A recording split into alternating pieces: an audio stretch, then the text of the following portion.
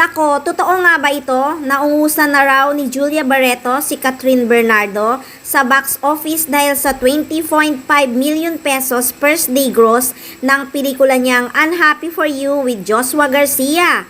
Nakakaloka ang ibang netizens ha, pilit nilang ikinukumpara ang box office results sa opening day ng Joslea reunion movie sa A Very Good Girl ni Catherine, no?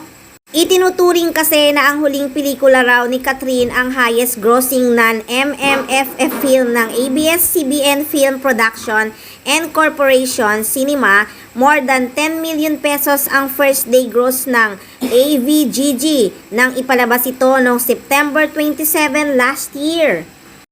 At bago mag-MMFF 2023 ang pelikulang ito na pinagsamahan ni Kat at Dali De Leon ang itinuturing na biggest Filipino film of 2023. Nakabog nga lang sila ng rewind ni na Marian Rivera at Dingdong Dantes nung Film Fest.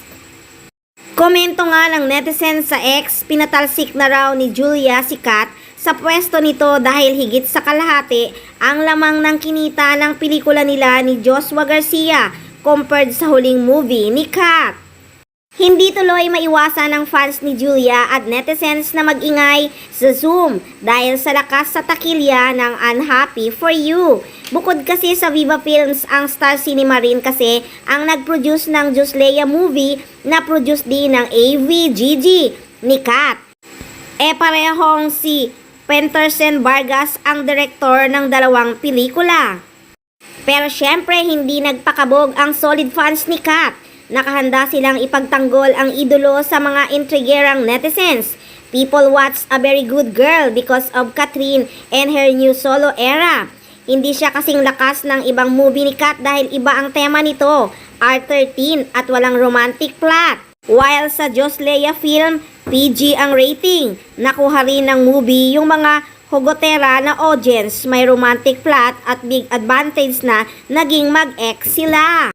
Walang comparison yung movies ni Kat at Julia, pareho lang ng production at director.